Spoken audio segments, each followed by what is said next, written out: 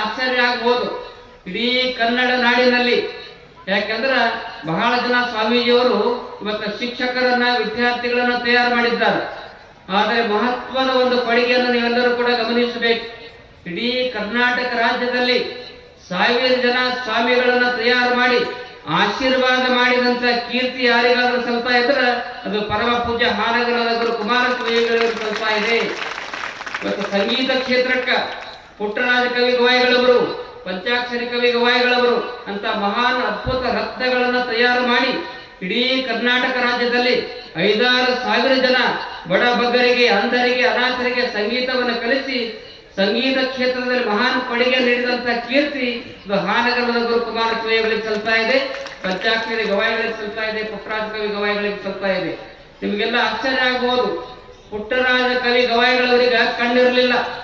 ಚಿಕ್ಕ ವಯಸ್ಸಿನಲ್ಲಿ ಕಣ್ಣಿನಲ್ಲಿ ಏನೋ ಒಂದು ಔಷಧವನ್ನು ಹಾಕಿದಾಗ ಕಣ್ಣು ಹೋಗ್ಬಿಡ್ತಾ ಇದೆ.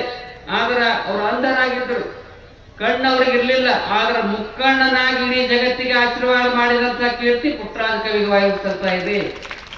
ಕಣ್ಣು ಇರದೇ ಇದ್ರೂ ಕೂಡ ಮಠಮಾನಗಳ ಕೊಡುಗೆ ಬಗ್ಗೆ ಹೇಳಬೇಕಾಗ್ತದೆ. ಕಣ್ಣು ಇರದೇ ಇದ್ರೂ ಕೂಡ 50 ಗ್ರಂಥಗಳನ್ನು